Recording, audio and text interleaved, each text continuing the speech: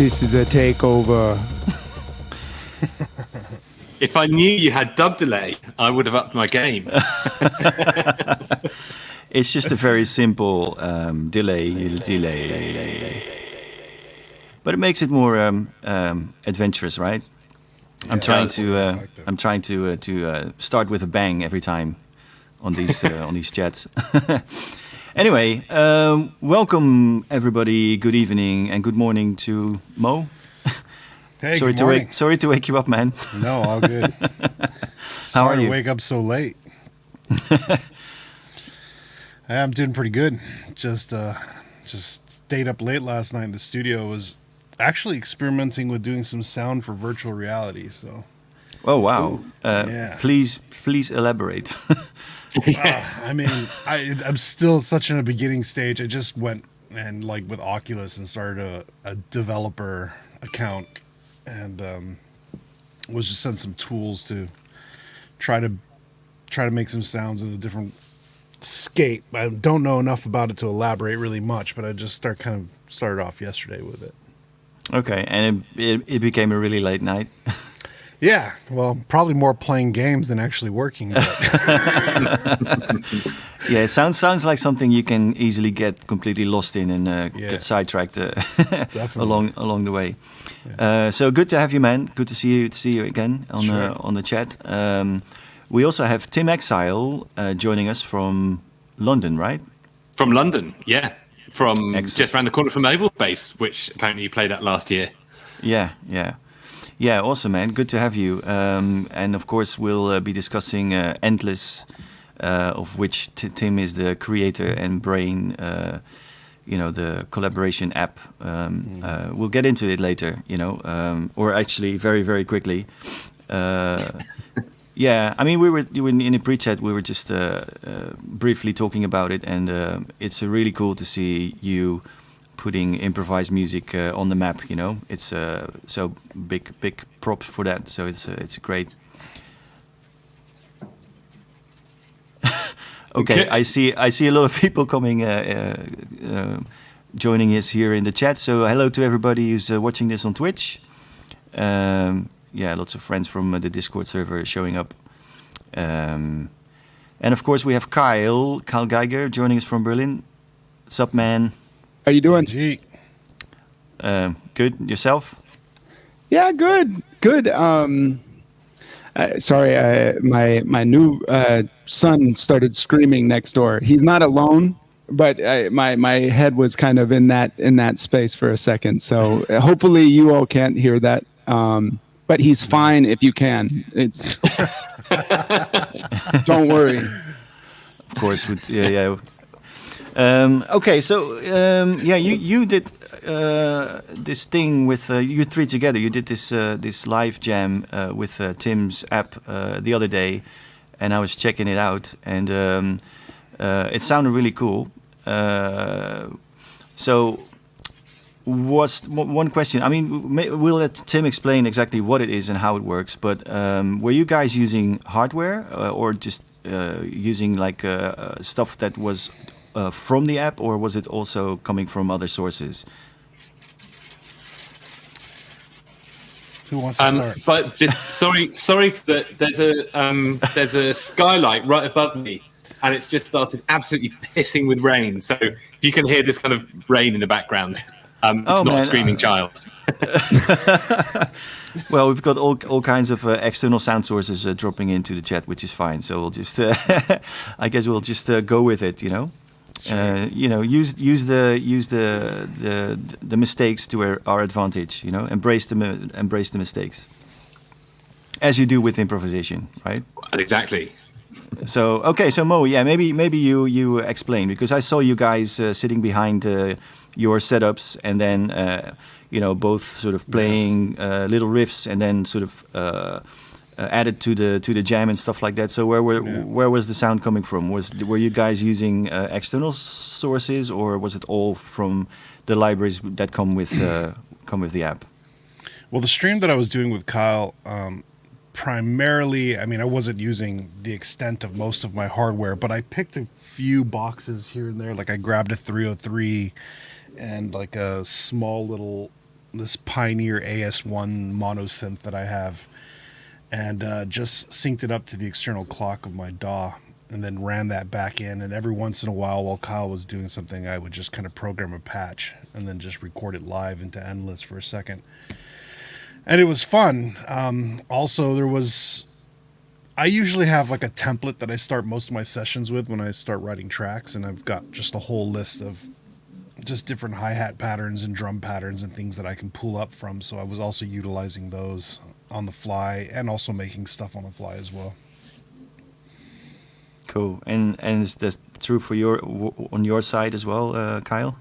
Yeah. So what I'm mostly right now, I'm in my living room, which has, because of certain world events, has become kind of a makeshift studio. And so I've got my audio interface and Ableton Push. And Ableton Push 2, I should specify, has a really nice mapping for Endless. And I was using pretty much everything that you heard on. I mean, you can't tell. It's not always so easy to tell who was making what sounds, but almost everything I was doing was within the box of Endless. And there's basically two tiers. There's the free version, which is for everybody that has iOS, and they can download the app for free. And then but I was using the studio version, and that allows you to use it as a VST, and it also gives you access to additional instruments and sounds and effects and all that. But you might have seen during the stream that there were times that I was actually going to my phone. And the thing about being able to use it with iOS is that it has the multi-touch support, which you can't achieve with a DAW. And this is really nice for the XY axis of the effects and stuff. I was telling Tim that I think I've used a gate plugin 5 times in my life until I got Endless, and now it's like one of my best friends. So there's a lot of ways to rediscover effects that are pretty standard, just because you kind of have a built-in chaos pad on your iOS device. So right. I mean, I've done my share of online jams and collaborations with other systems, and the thing is that there's always, for streams like that, there should be like one kind of master device or master source that outputs the entire like the sort of the thing that sort of collects everything and has like the final output to the stream, right? So how does that work with Endless, Tim? In that case of this jam, is it actually running in sync on both sides? Do both people hear the music in the same tempo, or obviously the tempo, but in the same synchronized matter, or is it different on both sides? Yeah, so it's asynchronous, right? So okay. It's the transports. Mo's and Kyle's transports were running locally, right? Asynchronously, and the way Endless works is that you grab and send loops. So you basically got this retrospective looper. Maybe I've got it on my phone beforehand.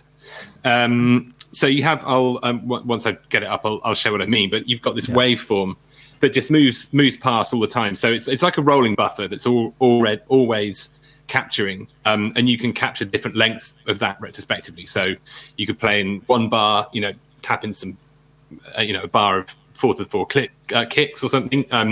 Grab that, or you could grab all the way back to 8 bars. And in fact, if you mess around with the bar length, you can actually get it to run up to 32 bars retrospectively. But so it's like you've got this.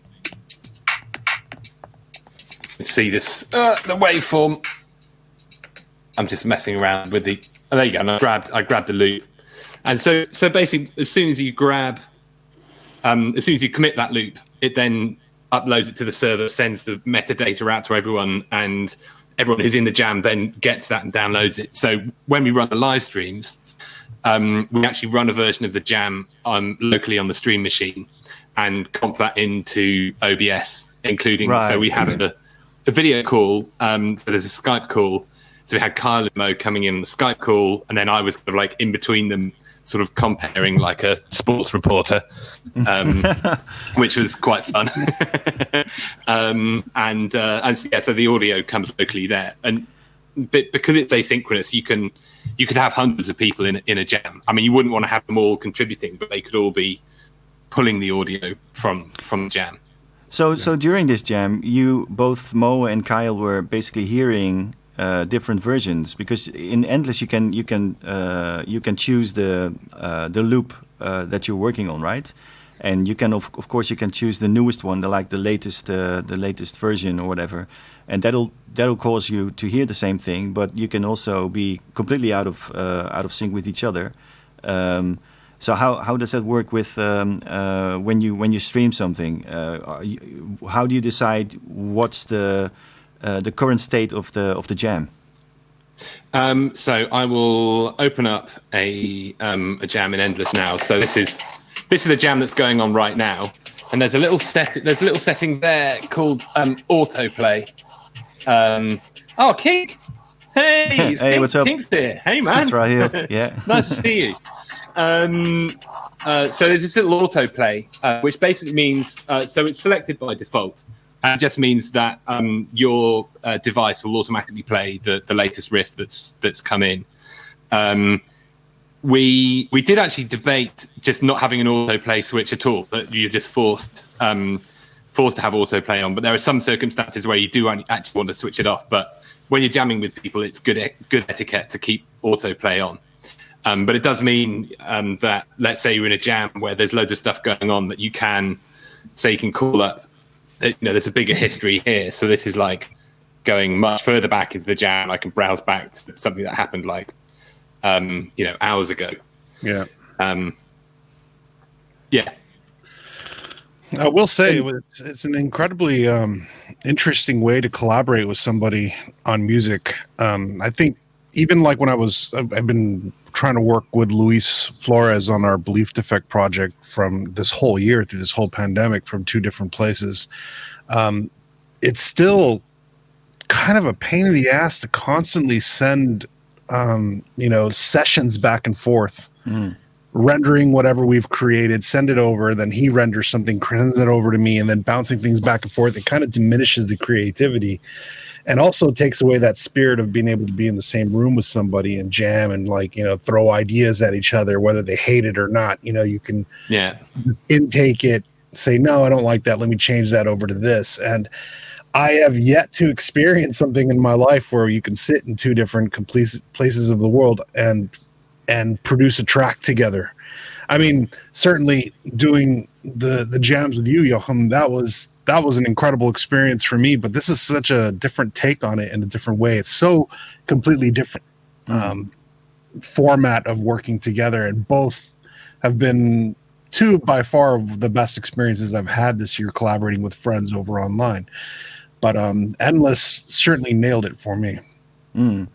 Yeah. So sorry, go, Kyle. Sorry. Oh no, and I also say that when I first started using this platform, your mind immediately goes to, okay, what's the Ableton equivalent to this, or what's the Logic equivalent to this, and I started realizing from talking to the regular, I call them the endless faithful, that are just like always like, if there's an endless jam, they're like hopping on it, and their approach to things was really interesting. And I started to think, like, why do we always want a lot of times when I talk about this app, the first question is, so can you arrange music in this app? And imagine handing someone a Fender Stratocaster and being like, you gotta listen to the way that this guitar makes music. And they're like, but can you arrange music with the Stratocaster? You know, and it's like, this is a creation tool, and this is a place that you can burst so many ideas, and within 2 hours or 1.5 hours of Mo and I doing a jam, I would say we had realistically an EP worth of ideas there.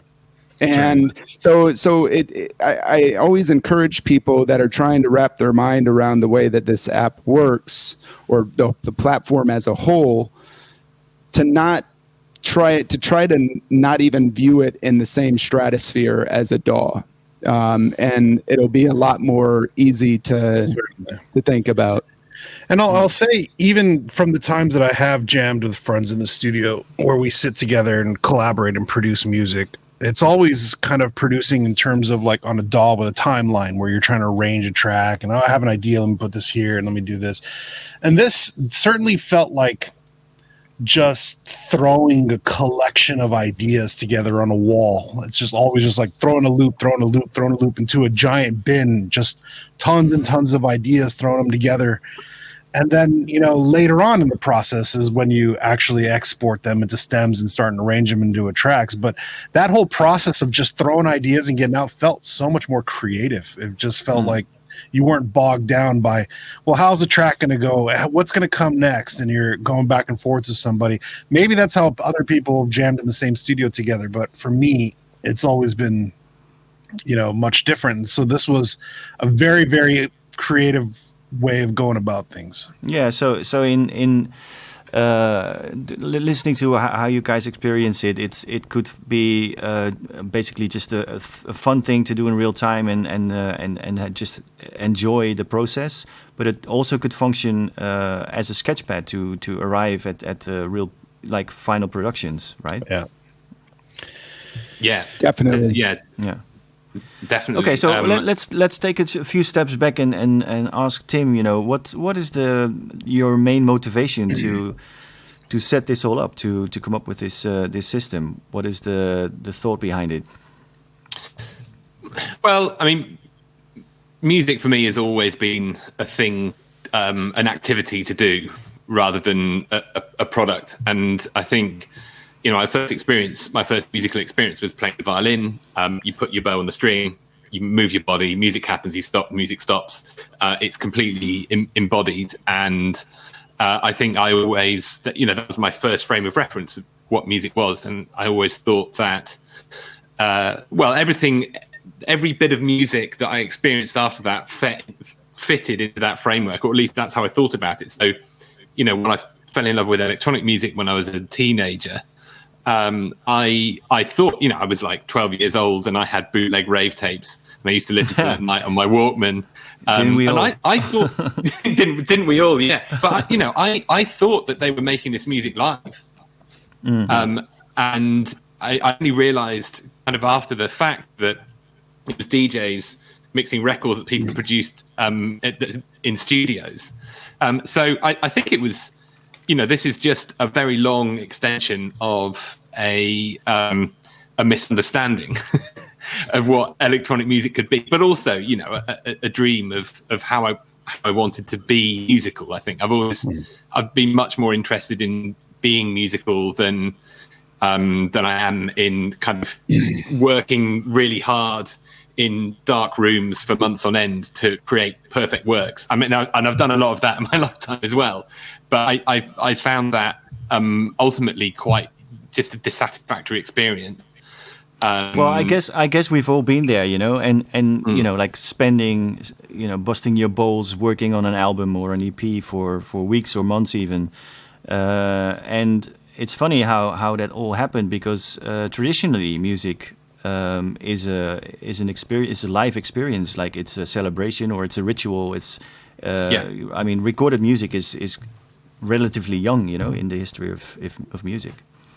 I mean, it's a complete anomaly. Hey, Rocco. Always here. It's a complete anomaly. I mean, you know, the history of music is roughly 40,000 years. and for 39,000. I'm not going to bother with maths, but yeah, a huge percent. I almost did some real-time maths there, but stop. Anyway, 40,000 minus 150 years. It's been an activity, and for 150 years, it's been a product. And I think where we are now in the sort of the long arc of the history of music is we're at the tail end of a very successful 20th century industry that basically made huge amounts of money by inventing ways to record sound, press it onto discs, distribute it, and sell it at, with relatively large margins. Yeah, individual copies. Yeah, individual copies. Yeah, and then the technology to produce these products, because they were products and they had to get better and better and more polished. So the technology evolved, and we had like huge SSL desks and all this like super high quality production technology that's very hard to use and was generally very expensive, and that was what was required to make these products stand out and to make them sell the to bring in the revenue that the industry was all tooled up towards. So we're kind of dropping into this really weird point in the history of music where that industry fell apart 20 years ago, and what we're left with is sort of the flywheel of that way of thinking about music. So we still predominantly think about music as songs, albums, tracks, but there just isn't the industry isn't there to support that anymore. The revenues aren't anywhere near the same, and what we're realizing is that the tools and products and services that have come in since then, like Spotify, etc., are basically building a nice experience around torrenting, really, selling that, stacking that high, selling it cheap, and we've got loads of people making music because you can do it on a phone or do it on a computer nowadays, and that all goes through like the Suez Canal of the music industry into the streaming services, and then has to find its audience again. I mean, it's crazy, actually, and so it feels like a really good time to try and build ways to bring back music as something that we do together in a way that's relevant for the modern era. Yeah, you could also say, in a sense, that in the times when you needed massive studios and massive production budgets, the privilege of being a recording artist was quite elite in a sense, and just available to a handful of people. Yeah. Yeah. And of course, that has changed with the arrival of cheap electronic music equipment and computers and stuff, But still, it's a lot of thinking is still based on the fact that it needs to be like a polished, sort of formatted end product. Yeah, absolutely. And 80%, 90% of the journey that we, if we're playing in that world, 90% of the creative journey is actually just hard work. Arranging can sometimes be fun, but a lot of the time you get bogged down in details, and then you move on to mixing, you get bogged down in more details, and then mastering is just like, is it right? I don't know. Is that snare? Is the transients? Am I losing some transients with that limit? And then you get into getting distribution, promoting it, trying to get playlisting, and then it goes up on Spotify. And for most people, that music is hardly heard. You do a better job by emailing it to your friends and saying, "Look, I made this. I'm really proud of it. I'd love to hear what you feel about it." And even with that, you could forget the 90% of the rest of that journey and send the first 10%. Look, I've been doing this today. I'm really into it. How about you join in with this jam and we have some fun, and we have a more intimate ritual around doing music together. So maybe explain a little bit, like the short version, how Endless as an app functions. So basically, what I know of it, it's like you have like a bunch of you have 8 tracks, right? You can have 8 tracks, and you can everybody who's participating in the jam can use the internal sounds, drum banks, sounds, whatever effects, and then once they're satisfied with the loop, they basically commit it to or send it to the server, and it'll become part of the jam, right? So, how many people can join a jam at one time? There's no technical limit, and so right now, I guess the social mechanics around a jam is pretty simple. If you have a link to the jam and you've got the app, you can join the jam. And if you join that jam, you can add music to it like anyone else can. One thing we've got coming in the next few months, hopefully by the end of the year, is a much more, almost like a clubhouse style hierarchy. Like people, rooms. Yeah, exactly, okay. Rooms. So you can have people listening, you can have people contributing, you have moderators, etc. But yeah, there's no technical limit, and we've had jams where we have had hundreds of people in, and it's chaos. Crazy. So how do people kind of behave or sort of blend into the do's and don'ts of a jam if there's so many people involved? How does that manage? Does it manage itself, or do people get told off? Disappear, go away.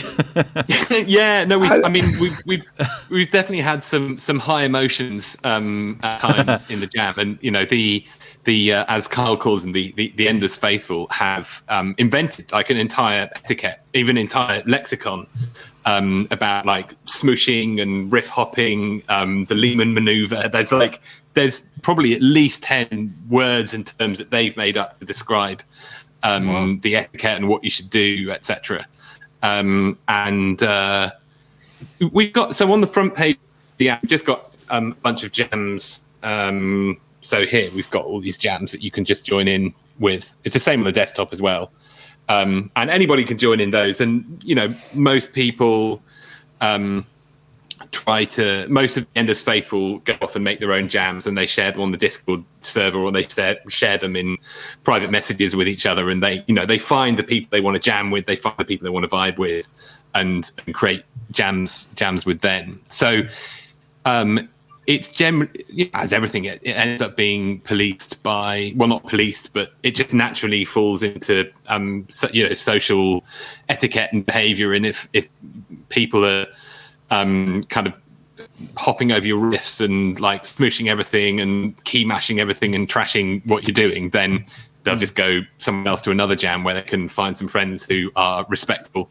Or most of the time, it's just new people who don't understand that there's actually an entire kind of culture and etiquette behind this, which is totally fine. And never underestimate the power of a low pass filter on unsavory parts. Right? Yeah, that hi-hat sounds great. Let's low pass it down to 30 hertz, I fixed it. Yeah, but I've always jams can get out of hand, but that's the nice thing, is you could actually design it to get out of hand. One of the things that I do sometimes when I'm using Endless in conjunction with Twitch is we'll get a jam started on Twitch, and then about an hour and a half in, I'm like, shit, why am I here? This jam is kind of creating, people just keep feeding into it, and you get really, really cool ideas, and you can get from A to B to Z really, really fast. And it's never, eventually a rhythm kind of develops. And it's pretty impressive how quickly that happens. It's always a little bit choppy at first, I've found, when you're inviting a bunch of random people into the jam, but eventually it levels out. So yeah, it's I always remember the story that Drumcell told me, or Mo. We can call you Mo, right? Mr. Drumcell. Sorry, I was mowing you. So Yeah, no, yeah, Sir Drumcell. I don't know if this is accurate. My memory's a little foggy, but you went to Dr. Dre's studio once. Yeah, I did. I believe, and he has like beat makers in each corner of the room, and he's just punching in different stuff and being like, "That's the one, bring it over." And this idea of having so many people feed each other ideas, and there's not necessarily at this point a moderator for that, which would be the Dr. Dre of the jam, but this idea, the inspiration that comes from just seeing ideas evolve and then being able to say, okay, I'm going to jump in on this one, and everybody has that option to do that. And sometimes people will sit out for 10 or 15 minutes and just kind of see how it unfolds. So do the jams have just basically a character of being like a fun activity, or do you find people that are actually using it to arrive at an end result? Because it, like Kyle said, you can go from A to Z in no time, and you can have all these sort of modifications, and by the time you're at the 20th instance of the loop, it's something completely different that doesn't resemble in any way the thing that it started with. Yeah, so this is where I'm finding it particularly interesting right now. So we've the app's been out for just over a year. The macOS version has been out for 3 or 4 months, and so our community, or at least the core community, is quite mature now. That they're very confident on the platform and they really know what they're doing. And over the last few months, we've been experimenting with various different initiatives. I think really trying to understand. So, we know that there's a bunch of people who really love using Endless, and this is where their musical life happens now. And we've been trying to understand whether, exactly where that fits into the wider context of music making. So we've done a couple of cycles of this initiative called Unfolded, where we invited an artist curator in.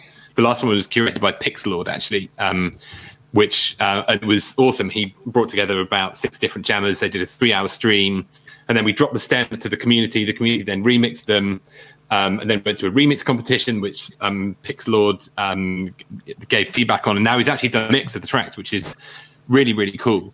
And then we've also been, we've been experimenting with the controversial acronym NFTs as more as a way that the experiment there was really to see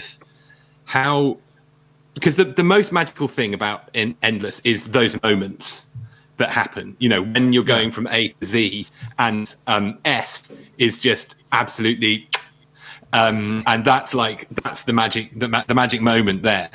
And that actually, so where I think we're coming to, having done a few months of experimentation around this, like saying, well, should this be about turning those jams into tracks, or should it be somehow about more just finding a way to represent that magical moment itself? And I think it's the latter.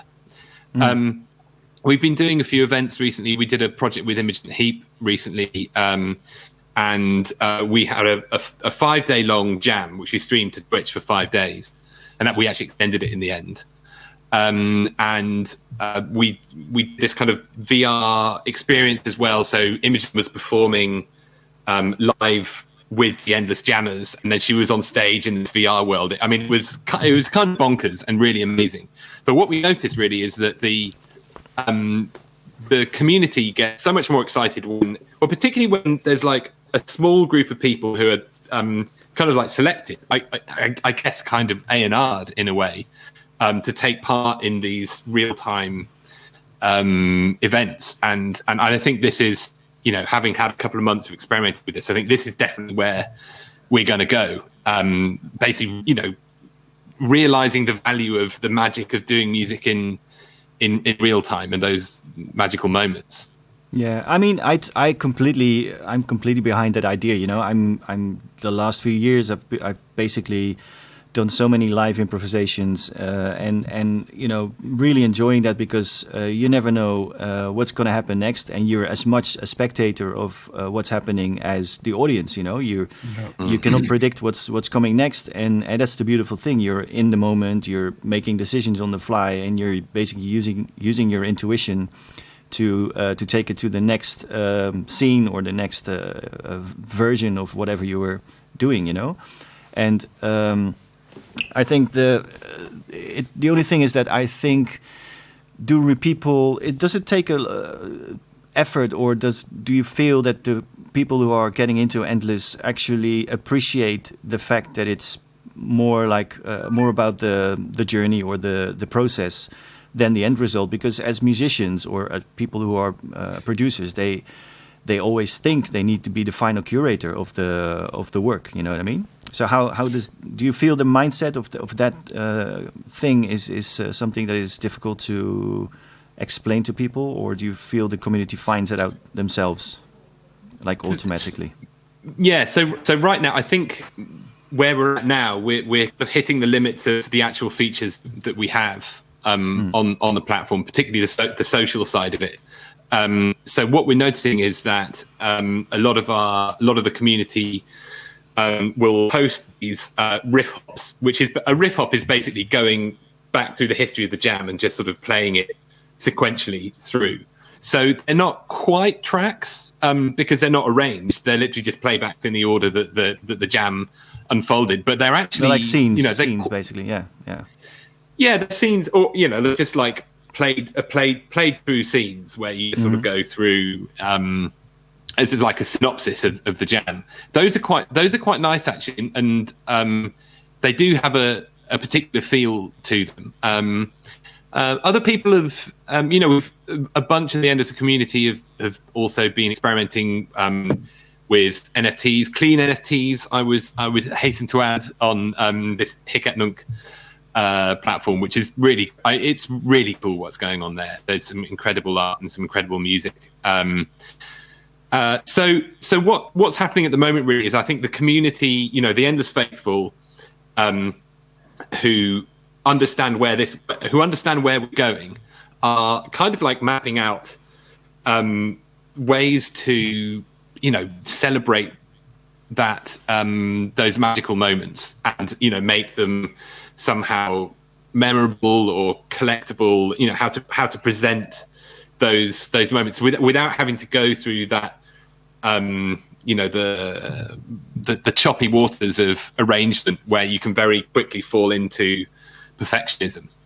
So I think that's something that's definitely something we're looking at. It's like how can we make sort of the listening experience, where like listening into a jam and then also listening back to a jam, either as someone who was part of that jam or someone who is just like discovering this sort of playback for the first time.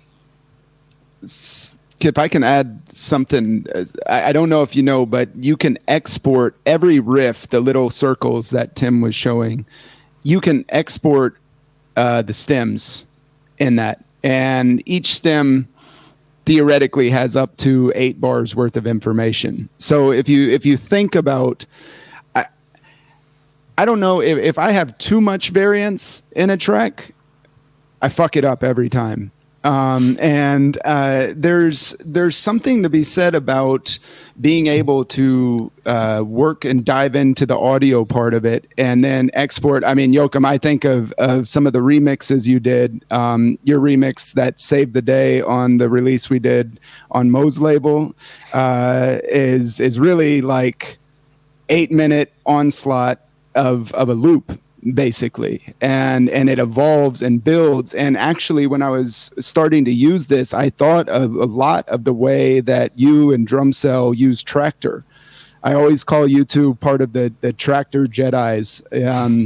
You know, there's like the people playing the cocktail lounges on Tractor, and then there's like a few Jedis out there, and the way that you guys use Tractor is actually very endless in a way. I totally, it's just 4 tracks, but it is basically just sample layering, loop layering. Yep. And that type of being able to export the 8 audio channels into a DAW or whatever, you effectively can get to a finished result. You're halfway there once you export these stems. Yeah. I'm So curious. I'll go. Sorry, Mo. I was going to say, Tim, I know that your live performance style has been very much kind of like live looping and live improvising as you perform. How much of Endless was kind of based off the way you actually play live? All of it. It's literally the way it works is lifted out of the Flow machine, which is the reactor patch that I built. So the eight tracks, the sort of selective re-looping through effects. Yeah. So it was road tested. Dungeon tested, grimy backstage. Tested at the Golden Poodle in Hamburg and Erkine and stuff like that. So it was It's funny. It's just because all the products that you seem to have been involved with over the year in terms of software have all been kind of based off how you perform live, and they're incredibly useful. Like what was it? The reactor one? What was it? Fingers or Finger? The one with the keyboard effects. Finger. Yeah, exactly. Yeah, there's definitely a common theme. I would say, I don't know, isn't it the case in Endless that you can kind of rehearse your thing, your contribution to the jam before you commit to it to the server, to the part? No, but I saw some. No, but you fuck around with the. There is a sort of like, if you tap the waveform, that's when it got sent to the jam, right? Yeah. So you can actually just keep going until you think, okay, this might be nice to add, and then you commit to it. Exactly. And that is different from playing live with the way you did before, right? Because that was just you play it and it's part of the thing instantly. There's no just basically go with it, right? Yeah, I think, the sort of first instance of the Flow machine, it used punch in, punch out looping. So it was like, punch in, punch out, and then it would loop round. So if you were starting from silence, punch in, punch out would set the tempo, it would do some kind of weird like logarithmic thing it would calculate a sensible 4/4 tempo based on the sample loop length. And then all loops subsequent to that would be subdivisions, like meter-based subdivisions, but it was always you punch in and then you punch out. And I think a couple of years before Endless, I added the retrospective looping as well, where you actually just designate. I just want the last 1 bar, 2 bars, however many bars, and that was having that was a real game changer actually. Because I think just being able to play until you've got something good, or sometimes you're trying to kind of nail something that's a bit complicated to play, and you don't always get it right, and you're just like, oh, that one was good, grab that one. Which that was one of the big things when we were designing exactly how what should go into the core workflow behind Endless. So before we built the mobile app, we actually built quite a lot of the desktop app and then turned it into this kind of core workflow, which we then extended to the mobile app and the desktop app, etc. But one of the big things was like, we want to get away from this whole record arm thing, because it's the worst. Like particularly when you're ideating and coming up with stuff, you want to feel free. We want to do everything we could possibly do to make musicians feel like they could just play around with shit. And then if it was good, they could grab it. If it was bad, they could just let it flow down the stream and disappear. Yeah. And also, if you because you can loop stuff back through effects, so you can take any layer that exists already and then affect it and mash it up. We also wanted people to feel that you could be as daring that as you liked, and you'd never lose anything, because that's another thing I've always found in working in a DAW or working with hardware is you can get these nice little things and like, oh, that's nice, and then you just tweak a few knobs and it's no, it's not quite, and then you're just like, oh, I don't know how to get back to that thing. It's lost, and that's another thing that kind of emotionally holds you back from being adventurous and trying stuff out. Yeah. So, are there any things you noticed that the community has come up with since the release that you didn't expect or that's really surprised you? Ooh. I think. Yeah, I don't really feel there have been any real curveballs, but I think I never really had. I was just curious to see how people would take to a completely sort of ephemeral musical life, and then to what extent people would be making screen grabs of what they'd been recording them and posting them, and whether. This riff format, whether that will become a standalone format in its own right, and things like that. And it's kind of, I'd say it's nuanced, and it's definitely, I couldn't have predicted it, but it's also not a curveball. I'd say. Right. Yeah. So just to go back, how the whole system actually works. So basically, everybody who's ever contributed something to one of the jams. All those loops and all those audio fragments are stored somewhere, right? So, and they are still accessible. So, yes. Are they?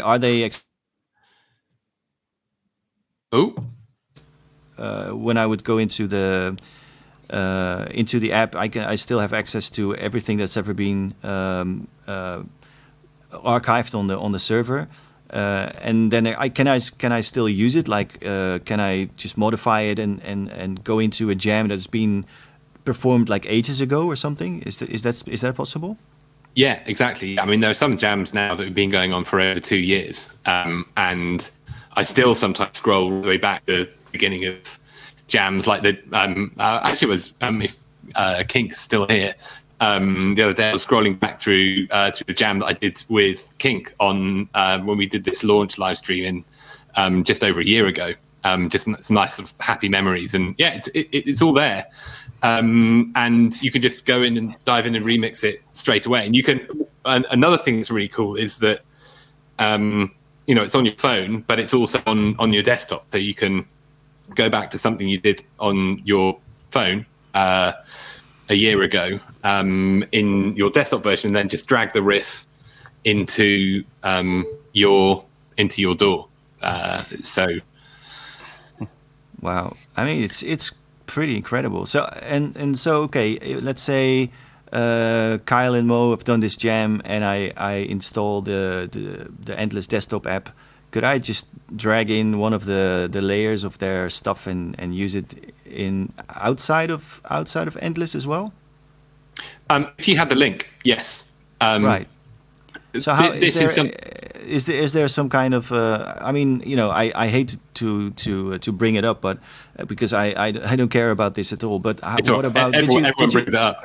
Yeah, I mean, how did you? What is your kind of idea about the intellectual property or whatever is ending on that server?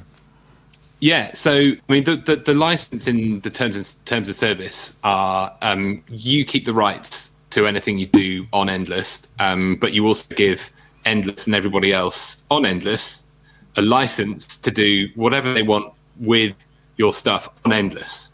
So it's like it's an IP sandbox. Right. Right now we don't have we're not where we want to be in terms of permissions and security and that kind of stuff. We've got it all specced out. We just we don't have we're expanding the team soon to build out some more of these features. We're so in the long run. You'll be able to set very granular permissions about who can take what where and like Creative Commons. Like Creative Commons, you can basically you can set the sort of the how do you say that? What's the right word for it? Like permissions per for each aspect of the work, basically. Exactly. And because I mean, it is an important thing. It's another one of those things about like removing emotional barriers to creativity, and actually the whole IP and authorship thing is actually a massive emotional barrier to being creative together. Particularly when people are collaborating, and particularly when people who have audiences, maybe even audiences of different sizes. You want to sort of feel. Let's say if you've spent a long time building up a huge following. You want to feel a sense of security that it's safe for you to go in and collaborate with like one of your fans, and you don't have to worry about sorting out any of the IP issues. But for some people it is sort of it's like dirty stuff to talk about, but it is really important. People do feel a sense of ownership over what they do, we're not going to like biohack that emotional mechanism anytime soon. Mm-hmm. Yeah, I mean, I'm personally, I don't care about it. It's for me, it's like I'm not like completely of the mentality that all information is free to everybody. But I wouldn't care if there was something in a system like this which is not really about creating things to own. It's more about the community experience and having fun with music and doing things in real time and blah blah blah. But I can imagine if you want to get some big players involved, that something like this will come up at some point. Yeah. Mm-hmm. Yeah. I think though that the culture that, and I don't want to speak for everybody, but the culture that it attracts aren't necessarily the type of, I mean, famous last words, but they're not necessarily the type of person that's like, yo, they use my hi-hat loop on this track, or they use my bass line. It's like, well, you shouldn't just use one note for a bass line then and a sine wave. I think that sometimes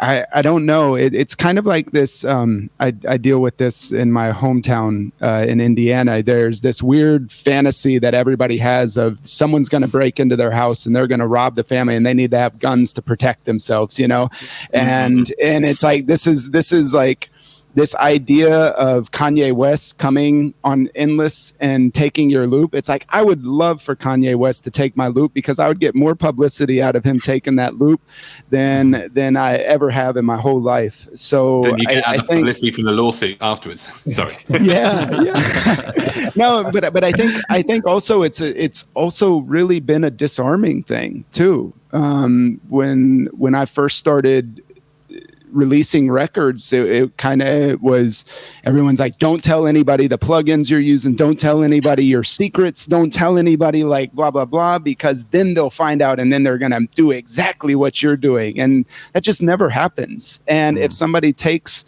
a loop, well, the really cool thing about a project like this that is that it brings all these it brings up all these questions. It's not only like purely having fun with sound app, but it's also asking questions about what what is recorded music, what is live music, how should we deal with intellectual property and all that. So that's a really interesting aspect, I think, of this project. It's really cool. It brings all these questions and how to deal with music in the internet age, basically, which has been going on for a while, but we still haven't figured out a perfect way to deal with it. Yeah. Tim, where do you see the future of Endless going? I'm talking in terms of the app developing new feature sets, integrating more with DAWs. I mean, any idea of its progression, its growth. Where do you see it going?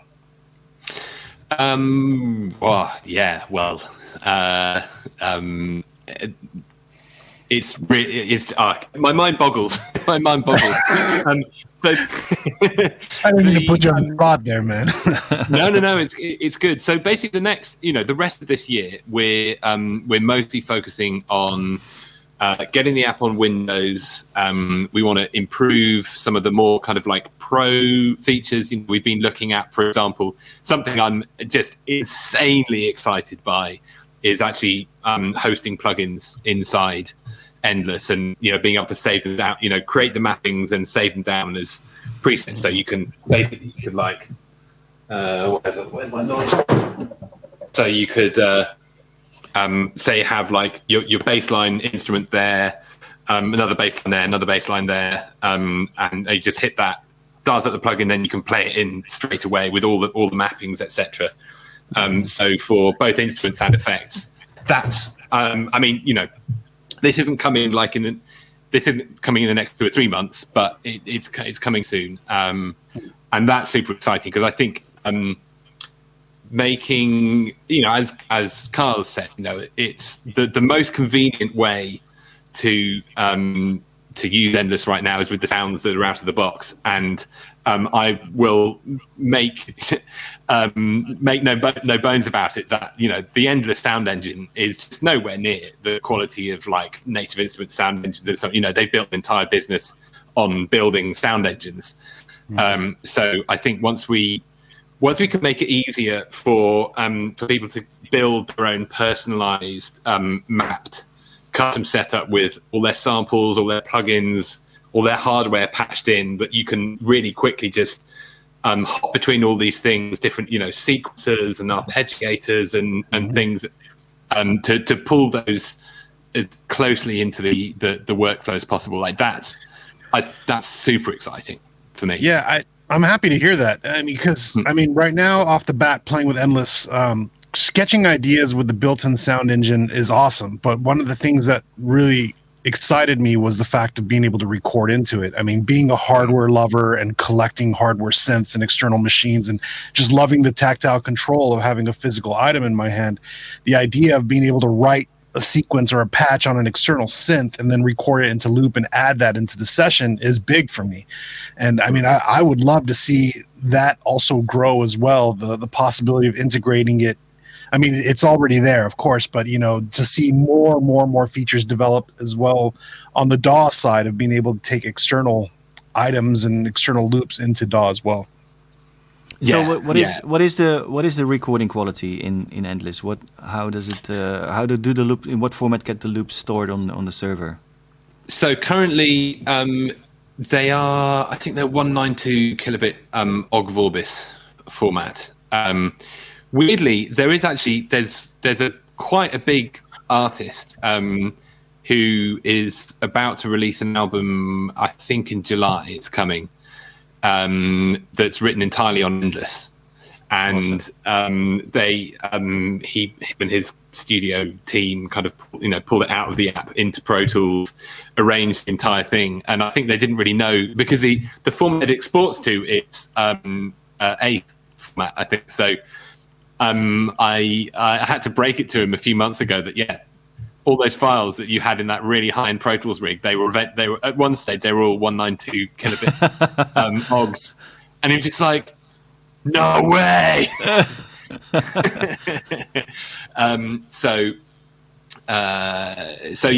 It's no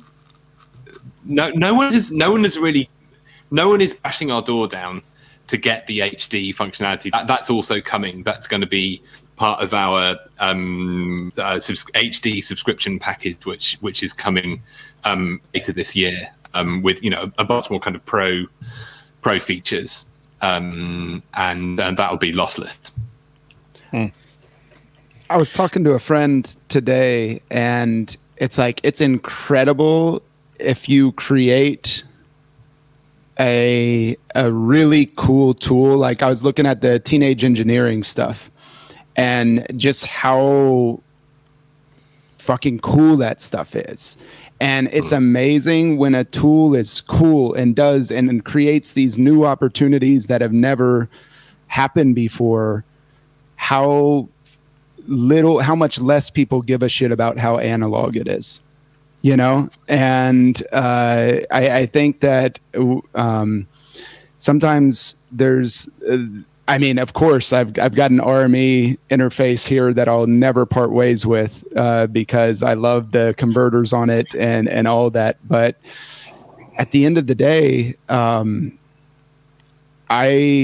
much more interested in something that's really inspiring to create with than the circuitry. I know that's like it's going against the knob twiddlers motto a little bit, but I'm much more inspired by something that kind of does something that I've never experienced before. Yeah, I mean, the thing is, they're all just tools, but there is something, like Mo said, about using hardware with a very specific sound character, and I can imagine there will be people out there that don't give a shit about it, and I don't give a shit about it 90% of the times, but there are moments where I do give a shit about it, and then I want to be able to capture this in the most sort of authentic way ever possible, so I can see it's an issue some of the time, not all of the time. Yeah, and I think well, particularly as where we're at now, I'd say we've got a few we're beginning to get more and more sort of well-known artists with audiences joining the platform. And I'm pretty sure with some of the conversations I've been having recently, I'm pretty sure that's generally on a upward trajectory. But I think, definitely where we want to get to is just being a place where people who really have big audiences, where it makes sense for them to have a much more immediate kind of visceral creative experience, and B, do that in front of their fans, and also have for those two things to actually be greater than the sum of their parts as well. We're going to need to deliver more and more kind of like pro high-end features for sure, which is it's going to be exciting. I think when you can really. I really look forward to the day when I see a clip of like someone with a laptop running endless, like plugged into this massive SSL desk with all this really high-end stuff plugged into it. I'm just like, I'll be quietly slightly smug if I see that photo. See endless become part of the old music industry you're rebelling against, on an SSL in a massive studio. What's the server? I mean, is a lot of the challenges a server issue as well once you make it like a 320 or wave format, full quality? I know nothing about the back end of that type of stuff involved. I mean, would it bog it down basically? I mean, if you're on a ropey internet connection, it probably would bog it down a bit. I mean, in terms of server technology, it'll mostly come down to the bandwidth of your connection. But I doubt you'll feel a huge difference once we moved, or at least once we roll out, being able to turn on lossless audio for a certain jam, for example. It must be quite a bit of storage on your guys' end, though. I mean, let's say this goes on for this application's around for 10, 15, 20 years. I mean, that's a lot of data to store on your end. Yeah, it is. Interestingly, the cost of data storage is dropping by about 30% a year.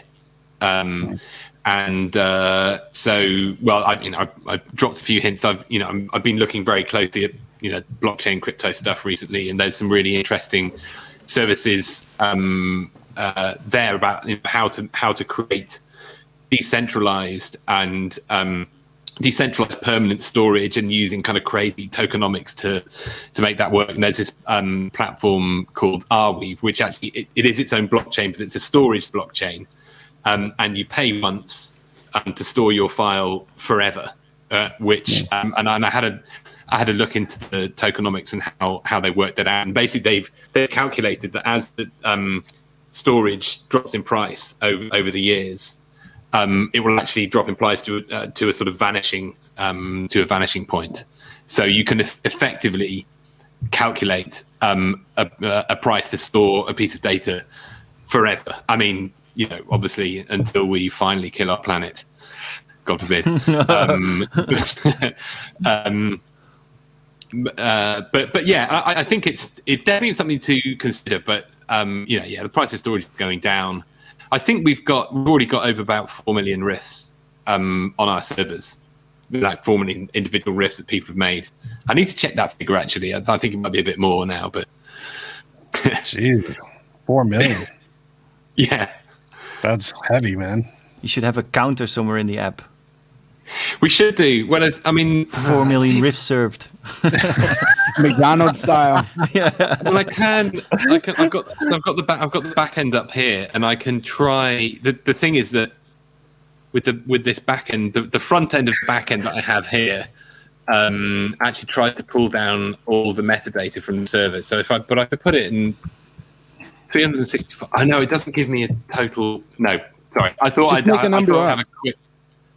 I'm pretty sure it's about 4 million riffs, but I need to look into that. Something like no one's gonna doubt you. Don't worry about it. We'll just go with 4 million. Very cool. We've got someone in the chat saying that there's actually 5,000 billion riffs. That would equate to 5 trillion riffs. Well, I mean, if you count all the parallel universes, then yeah, I mean, we're into the trillions. But I don't have access to the back end of the parallel universes, not yet. Would it ever be useful to implement any kind of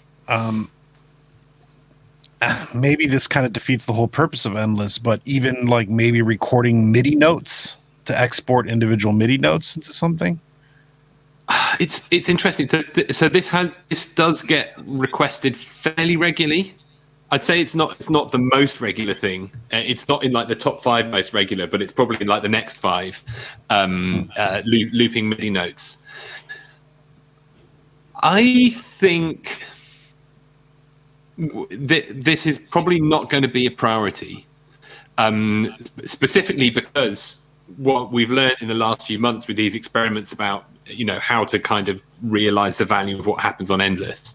We're definitely moving into this direction. Like, okay, we want people, like Clubhouse. We want people to come online together, perform these rituals together, and then take away these mementos.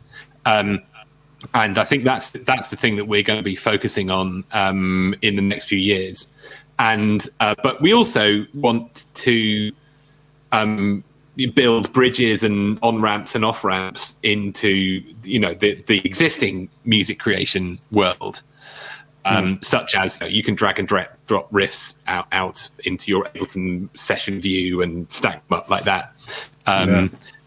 But I think in the long run these are going to be like the secondary things, and so capturing MIDI. So what is the top 5, Tim? Most requested. Most requested. Windows. Oh yeah. Android. Although that funny enough, that seems to have died down. I think it's only when you get like when we did the App Store launch, when we launched the mobile app, we just every single YouTube video was just like Android. What the fuck, Android? What you always you elitist whatever. Just like. Get over it. I mean, iOS is way easy to develop for than Android. Anyway, I'm not going to exercise my Android demons here. But Windows, Android. Any plans for composer mode where a single person gets to decide what goes into a riff and others just join to submit stemmed tracks? Yeah, I mean, stuff like this does come up. I think there's more a general category of things. Interoperability is a big one, as in using it with plugins on iOS, using it with AUV3 plugins, MIDI mapping, export to DAW, batch export, and able to live set export and stuff like that. So that's definitely a bag of stuff that people really want to see. Platform support, Windows and Android, obviously. Sometimes, although we're seeing this less and less, people want, there's kind of like, but how do I arrange this into a track? And I'd say the noise of that is dying down, I think. Well, I can imagine why that's the first thing, because that's what people know. That the stuff that is out there is basically all designed to come up with the final version of whatever you're working on. It needs to be molded into something you can play, or something you can store as a final thing. And this is basically more sort of celebrating the ritual of playing together with other people, and maybe even not even care about the recordings that it has made, but just have the memories to of the enjoyment of the moment, whatever. It's a whole different attitude towards what it is to make music. Yeah, absolutely, and that's our biggest opportunity and our biggest challenge. Right. Like how to persuade people. Well, really, I think that all we really need to persuade people to do is like come have a go, and we need to make sure that first 5 minutes is just like a seamless magic experience. And we're not quite there yet. We've got some tricks to pull there in terms of making the onboarding process better. But yeah, we are. At the macro level, we're talking about kind of behavior and attitude change, which is always a challenging thing. Are there any things that you planned initially that you decided to leave out because it sort of complicated the process, or made it more difficult to seduce people to start using it?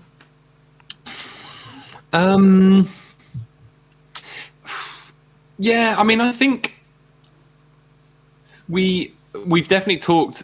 I'd say in the past we've talked more about this idea of arranging things and creating songs than we do now.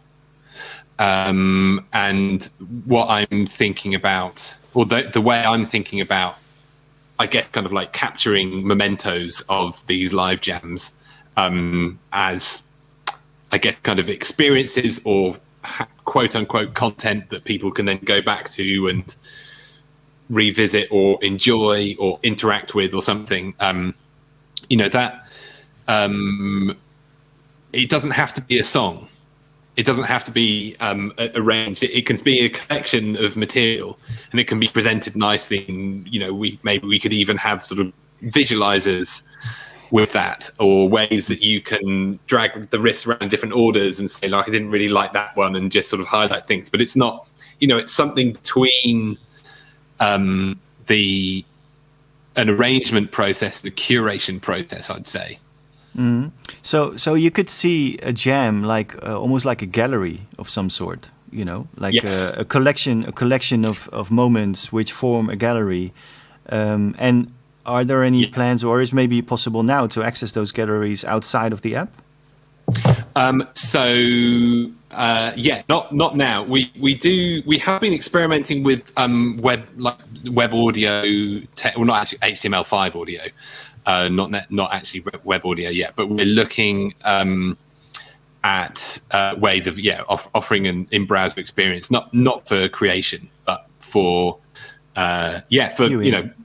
viewing. Viewing, because in a displaying. sense you would then sort of invent or have invented or maybe suggested a new format. Instead of presenting an audience with a finished song, you present them with a gallery of instances or scenes that you could listen to in any order. It's sort of like, there's been many sound and or AV installations that are based on that idea. Like a new scene starts playing when somebody walks in the corner of that that corner of the room, or like a collection of stuff which is variations on a theme that sort of play randomly, but are drawn from a gallery or a database of stuff. Exactly, yeah. And for me, where it gets really exciting is when, so let's say, the three of you, Speedy J, Drumcell, Carl Geiger, do an endless jam. Just planting a seed of an idea. But so Let's do it. Let's do it. There we go. Seed is planted. So you all do a jam together, and let's say over Amazing. Okay. So over the period of a couple of hours, let's say 300, 400, 500 people show up to like tune into this jam. And then at the end of the jam, you give them everybody who was there has an opportunity to basically collect that jam as a gallery piece, which they could then have on their profile, and only the people who were there get to collect that. So let's say if it wasn't Speedy J, Drumcell, and Carl Geiger, it could be an emerging artist, someone who just joined the platform 15 minutes ago but was super talented, and let's say they were in a jam with someone else and 3 people saw that, and it was absolutely incredible, but no one knew about it because they hadn't built up an audience yet. But those 3 people could get to collect that jam, which could then go on to be a quite special and sought after jam. If you see where I'm going with all of this.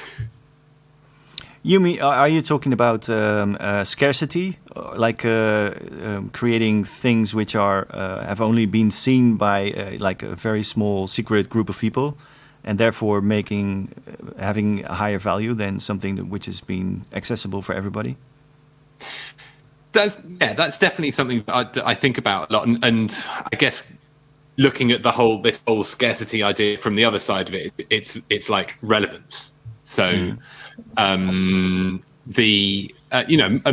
the time, as when you've done a lot of improvised shows, you go to these shows, a few hundred people will be in the room, and they will witness the experience, and it will mean something to them. And what happened in that room will mean, I don't know, 10 times more to them, or however much. It's much more relevant to them. But yeah, I mean, we're definitely into the kind of the blue yonder blue sky thinking. Well, but you have something in place. I saw during the jam that Kyle and Mo were doing. That there are moments during the jam that you can mint as an NFT, and there becomes like a unique moment. That who is actually doing that? Was the audience doing that, or who decides what is the moment that is going to be turned into an NFT? Then how does it work? How did it? I mean, that was basically me. Oh, that was you. Okay. Yeah, it was literally me. I was there with my little hardware wallet trying to, and the network was incredibly slow that night. So right. It took about 25 minutes just to do it all. Okay. But, well, it looked to me like there was some kind of voting going on. At some point, everybody was like, yeah, this one. Yeah. No, I mean, it was definitely in conversation with the chat. Yeah. I mean, it was an experiment, really. And I was, I'm very honoured that Kyle and Mo took part in this experiment, and it's a good idea, though. Yeah, it's definitely. I think it's definitely going in an interesting direction. What about streaming what you're doing live? I mean, what's the best way to go about it? Is there something that can be integrated into the software directly where you can stream live jams, like put in a Twitch stream key or something? Because I know Kyle's done it on his channel where he's allowed his followers or his listeners to use like a demo version to kind of join in on a jam in a live environment. But what would be the best way to use the software to go about doing something like that? Yeah, that's something that's it's probably more on my wish list. I've seen that come up a couple of times.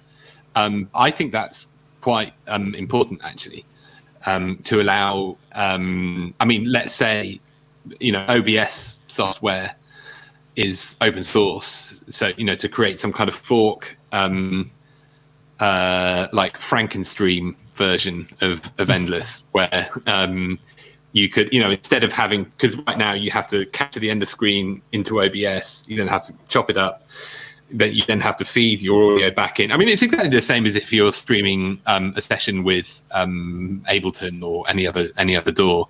But it's not, it's not simple, particularly on a Mac with the audio settings, getting loop back. It can be quite complicated. So I think if we could bake in some basic sort of OBS style functionality, particularly the audio routing, so you could just so you could have like a mic channel, then you could have an endless channel, and you could mix those together and put that straight out to the stream. That would be, I think that would be pretty cool.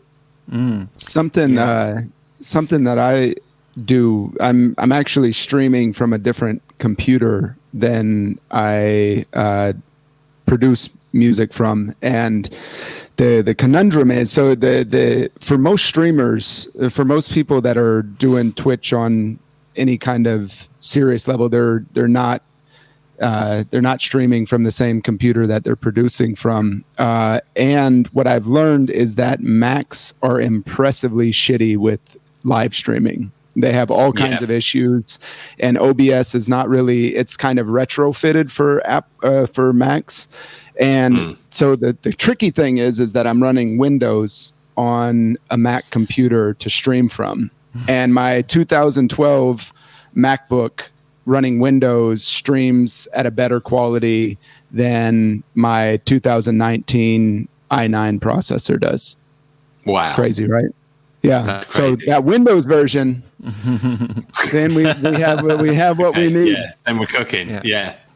Yeah. So how did you manage to just be in the jam together? Did you set up like a private room, or were you just lucky that nobody else joined in and fucked it up? Yeah, no, we just shared that. I mean, it's a bit like a Google link. I think, in fact, the link to get into this StreamYard call, for example, I if I'd shared that on Twitter, then anybody could have come into this, I believe. Anyway, it's like that. Yeah. So currently our security, our sort of permissions, moderation, security settings are: do you have the link or don't you have the link? Right. So it was just me and Mo and Kyle. In fact, I wasn't in the jam because I think we were streaming from Germany, actually. So Ecolox, who's our community manager and streaming, runs all our streams. He was actually streaming from Germany. I was here in London. Kyle was in Berlin. Mo was in LA, and the stream was coming from Gelsenkirchen. Gelsenkirchen. Of all places. Very sexy. Yeah. The bright lights of Gelsenkirchen. Cool. Let's not further ignore the people who are commenting here. That's what always happens. If I'm just scrolling through it, there's a lot of talk going on. But if you have any questions about Endless or about the performance that these guys did, or any ideas what could be like future applications that you would want from Endless, just drop it in the chat and we can bring it in and discuss it. Joachim, have you had the opportunity to play with Endless yourself? I'm embarrassed to say no, but I was just in the pre-chat. I was with Tim, and I told him I looked into it when it was just out, when we were starting the remote jams, and the only thing that I felt was that made it not so suitable is that, I basically wanted to replicate the in-person jams that I did here at the lab, which musically was all very slow evolving, very long arc type, sort of, I wouldn't say it was all techno, but it was all very, very, very long evolving parts, basically, like the one we did, it's and as much as I like stacking loops and using shorter fragments, I was looking for something that could handle joining a session with somebody else, somebody over the internet, and still have the capability of, just moving around within the gear to just make very slow evolving things, because that was and the idea was also to both hear the jam in real time, on both sides. But yeah, I mean, if I could totally see to do jams with this and just adapt the playing to how the app works. I would be totally into doing one. So let's do it. We already said it, but yeah, very exciting. Yeah. Isn't it? Yeah, it seems like it's two completely different beasts the way the remote jams work and the way Endless works. I mean, Endless kind of plays itself a little bit, I don't know, maybe I'm not describing this properly, but a little bit more on the production end in terms of, writing riffs and producing and adding to a collection of sounds, where the jams that Johan's been doing is truly kind of like a really would DJ format not be appropriate to say? Well, I don't, maybe not, but I just think the only difference is that the idea was to connect hardware studios, and and using hardware, inherently, if you're having stuff going in step time and just coming up with beats and melodies and sequences on the fly. Yeah. Things tend to evolve slowly, and there's a sound to that. There's a certain sound to things being added, like one thing at a time and very slowly. That is just the sort of aesthetic that I like about working with hardware and doing things like that. It's more of like sound design on the fly kind of thing. That's the. I'm not saying that one's better or than the other, but it's just a slight different way of approaching. Different approach. Yeah. The way I met Tim was he was on. I don't know if he remembers this, but he was talking about Endless on Clubhouse, and this was unique because he was the only person on the entire Clubhouse that wasn't talking about cryptocurrency or pretending to be a record executive. And then I've seen the campus talks about cryptocurrency.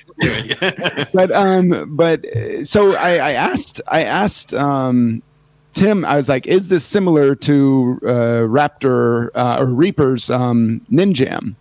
For syncing, and then that's how the conversation started. And then I just downloaded the app and tested it out that night. And I would say completely different experiences.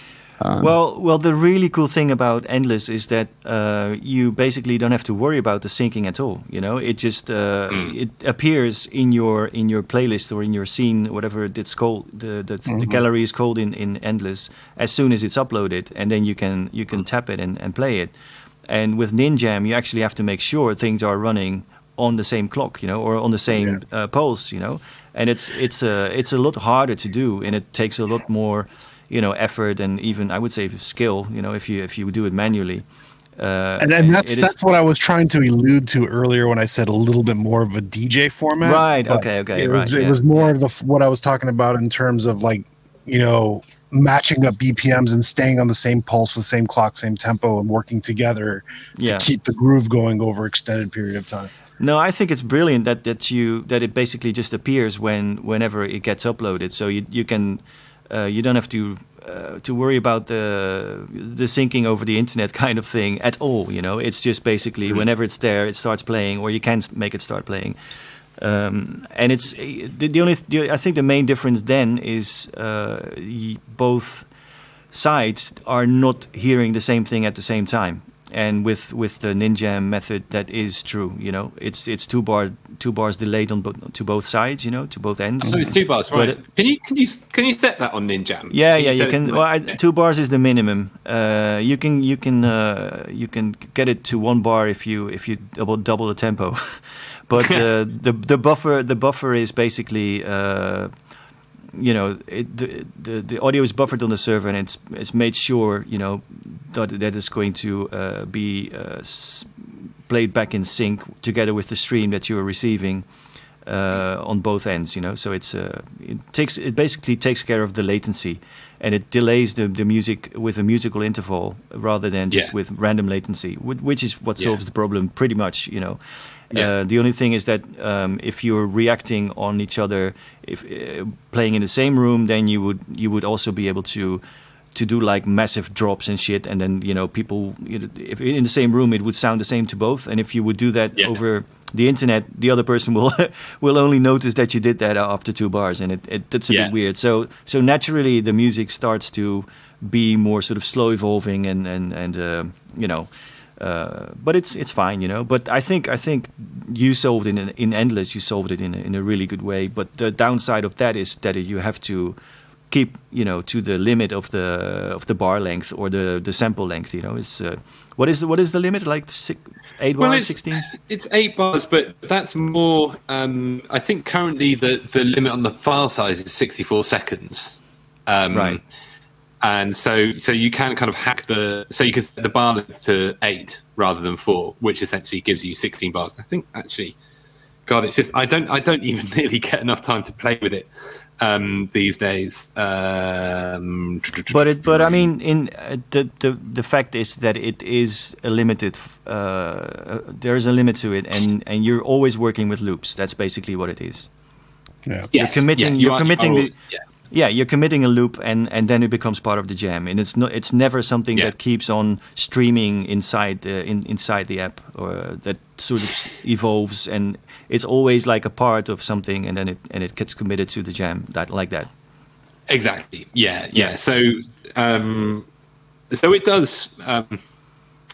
Well, I'm just my brain's like a few steps ahead, thinking about ways. So I've only got quite a few ideas of how to. Because one of the things you miss in that format is you literally just have loops coming in and loops disappearing, and there's something nice about having things that just evolve. Don't conform. That was the only restriction that I ran into when I first looked into it. I thought, okay, well, this could be a really nice challenge or a really nice fun thing to do for another project. But that was the thing that was limiting to the idea that I had. So. But you have ideas to make it work. How? Well, I'm thinking more in terms of this sort of once a jam's happened, because I think for the experience of the jam, the experience of this what I call conversational collaboration, where you've got consensus collaboration, which is basically Google Docs, where everybody is kind of arbitrating one single truth. And then you've got conversational collaboration. Wikipedia, Yeah, exactly. Yeah. And then you've got conversational, which is like someone does something and the next person is like, yes, and then yes, and yes, and yes, and this. So I think the experience that delivers for the people who are creating is a really fun experience, because you do feel like you're in a conversation with someone. And I don't think the loopiness of it detracts too much from at least that creative experience, where it can sort of, or even as a listener when you're listening to that experience, because you see the riff come in, it's just like last riff by Drumcell, last riff by Geiger, and you can see the layers, and it's got a certain kind of like esports sort of gaming kind of quality to it, which is quite fun. But it's when you listen back to it. And it's like, here's one riff, and then we skip the next one after 4 bars, and after 4 bars. I think there, if we're going to go, I think this whole idea of like being part of jams, witnessing jams, and being able to collect those jams and then host them. So, your profile becomes a gallery of jams that you've been at or participated in, etc. And that those experiences of listening back to those jams, there's a bunch of stuff that I think could be done to, let's say, animate the transition between those loops so they don't sound like just triggering another scene in Ableton. What do you mean, like sort of like morphing between them or cross fading? Because it is audio. You can't really process it in any other way than just fading, right? Crossfading would be the first port of call, but then there are other you could use DSP, FFT. Well, we have been kind of experimenting with some sort of spectral algorithms around, particularly around mixing and summing, etc. Because that can become a problem. Because when you're jamming, you're not paying any attention to where you've got things that.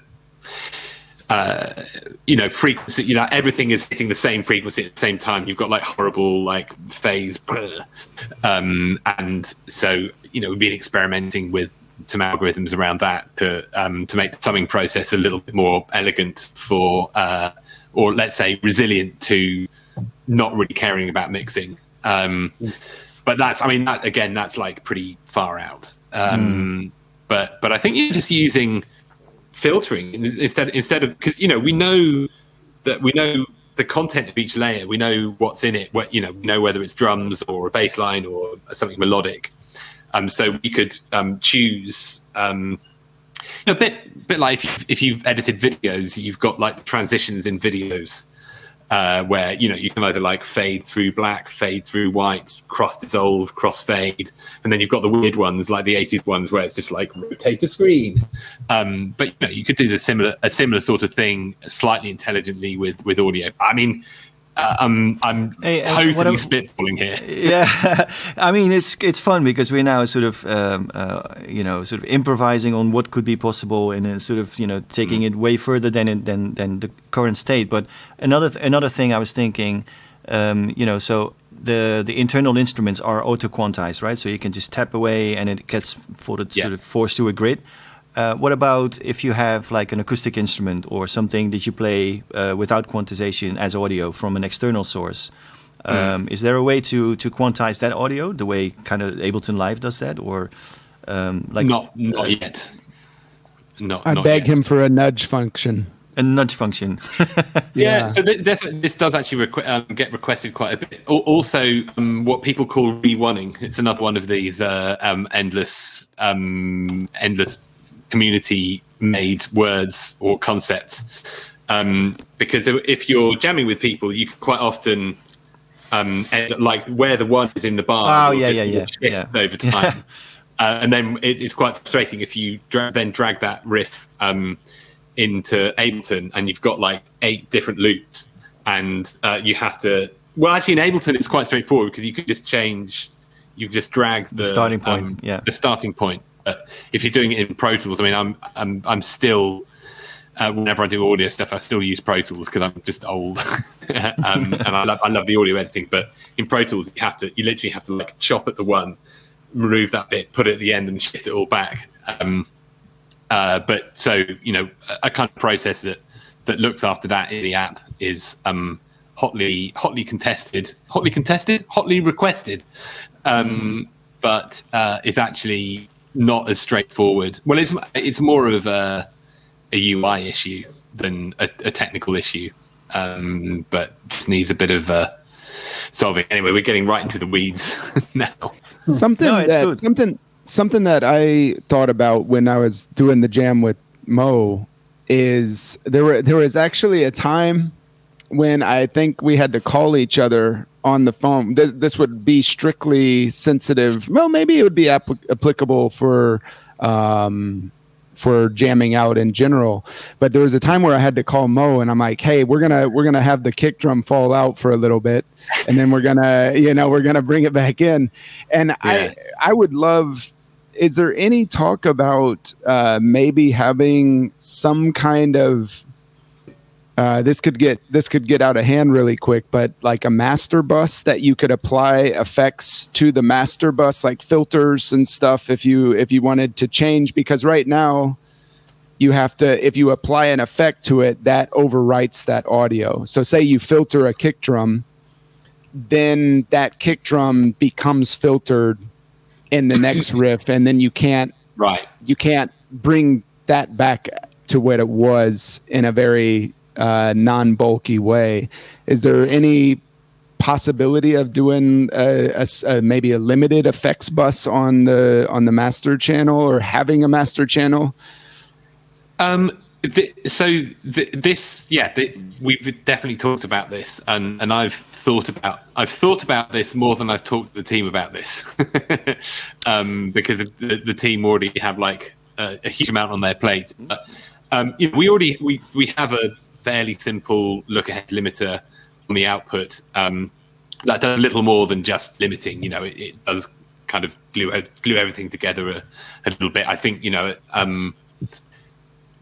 I think the max gain reduction you get is like 6 decibels before. So we've got to go through the I was going to say it's not really the channel strip, but the way the gain works. So we've got this auto leveling thing that's before the limiter. So if all the 8 loops hit, and it's a fairly complex kind of RMS algorithm that it took me a couple of years to get right in the Flow machine, and we just basically ported it over into Endless. But it takes like an RMS thing, and it excludes some transients, so it allows some transients to pop through. But basically, it just means that the actual source material itself, never gets too loud. So if you get an overage in the auto leveler, it will just like gently turn all the levels down. Not like a compressor, so they don't creep up again. It just literally turns them down very slightly. It took us ages to get this algorithm like right-ish anyway, and then after that, so generally the auto leveler means that you're never hitting the limiter with much more than like 2 or 3 dB over. So it just does a little bit of squashing. Anyway, more getting into the weeds, but. One thing that has been discussed is creating these kind of like mastering channel strips, for example, where say you could just dial in just a little bit of saturation, do some tricks with it, and those could also be like a high pass, for example, which. Well, I think what Kyle is more talking about more like playing the output of the app, of the jam, as you would if you were playing in a club, so you can cut the bass at times, apply some effects and then go back to the. But Kyle, one thing is, it would only be audible on the side of the person who is actually applying that effect. It wouldn't loop back, or it wouldn't be played in the actual jam. It would just be played on the output. Those modifications would only be audible to the person who is applying the final effect. Well, that's what I'm meaning. I mean, because you can create new riffs with different volume levels on the jam, and so what I'd love to see is something that doesn't actually print the audio, like non-destructive. You mean, yeah? Yes, exactly. And then you would have a filter that would be just the parameters of the filter, that then when you create that riff, it would apply that filter to pretty much globally across the jam. Yeah, but I mean that again, that is sort of if both sides are not necessarily listening to the same part of the jam, that is still sort of defeating the purpose, isn't it? It's only important, or only makes sense for the person who is on the streaming side, who is basically controlling the output of the entire jam. I see what you're saying. So it'd be streaming only. Yeah. So you might as well just hook up the output of the jam on the side of the person who is streaming it to a DJ mixer, and do it that way. Why are you simplifying things so much?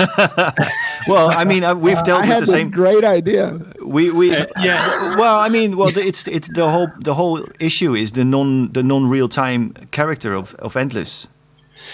But that's the thing.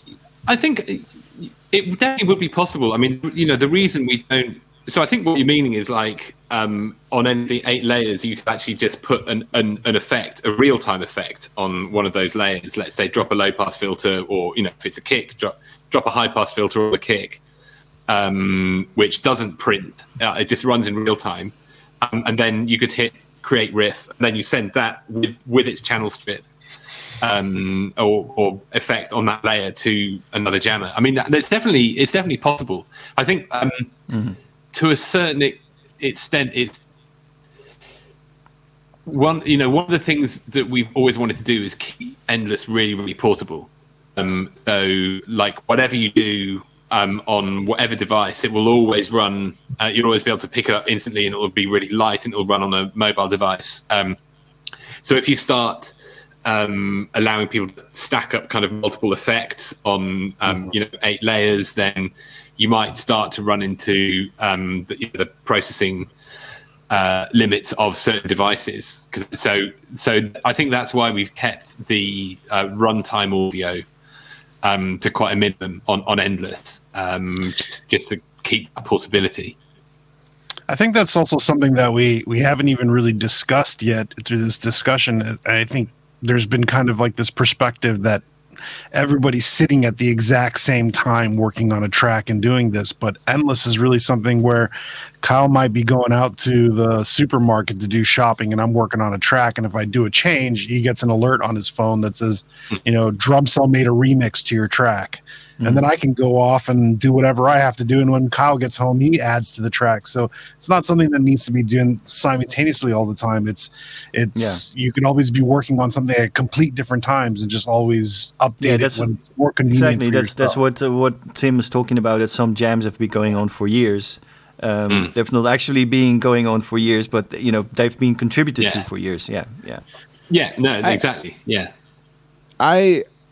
One of the first things that really interested me in this is we talk a lot about accessibility and we talk a lot about making awakenings more diverse and whatnot, but we've never tackled the barriers to entry into music creation. And that to me, like, if Feyenoord's going to have a good year, you better look at what the 12-year-old team is doing, and then you're like, finally, we're going to win the Erdverse or whatever.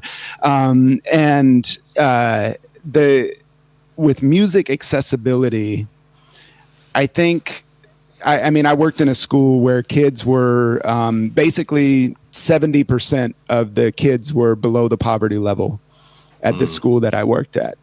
And half those kids, all they wanted to do is talk about making beats, And how do you tap into this world that's super excited about making music, but then Ableton for what it does is an incredible price point, right?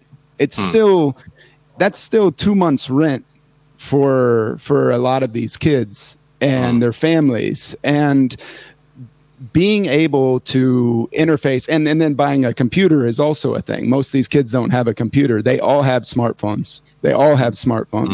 And being able to have something that has an iOS version of it or a smartphone version that's actually quite usable is something that really excites me about making music available, music creation available for people that have never had access to making music because of economic situations. And that's shout out to you for doing that, Kyle, and making it accessible. Yeah, good point. And not only that is valuable, but it's there've been loads of apps since iOS has been in existence, that allow you to make pattern-based music or fuck around with sound and something. But if you use Endless, you're tapping into an entire ecosystem with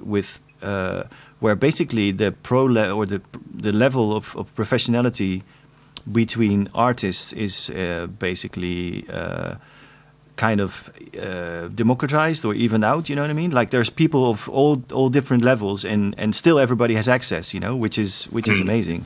Mm-hmm. Mm-hmm. Yeah, that was really again, it comes back to this portability thing, etc. To one of the main things we wanted to do is to build a core workflow that could be even more simple than the mobile app. Could be like a sort of 2 or 3 year old's play toy that still plugs into the basic workflow and the framework behind Endless. And then at the top end we could have crazy levels of pro features, etc. And for there to be one single workflow that joins the whole thing, and to make to build a completely linear path of progress, basically. So you don't have to like learn a ton up front and then you can get into it. You can just literally just keep on getting better and better, and you never kind of run into any difficult period where it's hard to progress or where it no longer makes sense to you. I mean, that's another thing. There've been Endless is by no means the first kind of like social music app that's tried to kind of make music creation somehow collaborative and interactive. I think where we've seen a bunch of platforms come and go over the years, and I think one common feature of these platforms is that they've provided a really fun experience, and they've maybe got a ton of people who've come in and had a fun time, but then they haven't been able to progress. They haven't been able to take it to the next level. They haven't been able to anybody who creates anything wants to progress in their creativity, and there are many different ways to measure that. I mean, you maybe even infinite different ways to measure that. But the point is that there has to be some kind of progress. Like you have to feel like you're getting better, or you're connecting with other people, or that if you want to like make money out of it, or you want to build an audience, whatever your goals are. Like everybody needs to work towards something, and I think most of these platforms that we've seen come and go have had quite a sort of glass ceiling. You can have a fun kind of collaborative social experience, and then it's just like, so the next step, I guess I need to get Ableton then, and not that Endless is here to steal DAW's lunch at all. I mean, I kind of see it as we're building this a real-time layer around all the music production tools that we have today, and so in a way that like we are the sort of what Clubhouse is to podcasting, or it's that kind of relationship. Music as it is only really has this kind of on demand.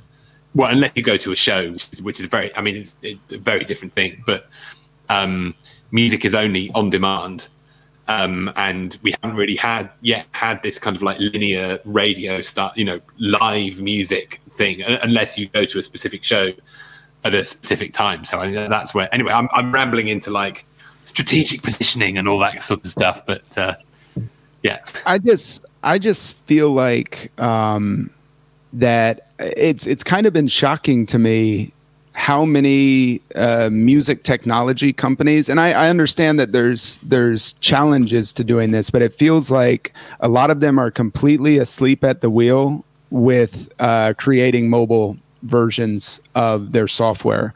And my son just turned 5 months old not too long ago. I don't envision him having a laptop until he becomes an adult.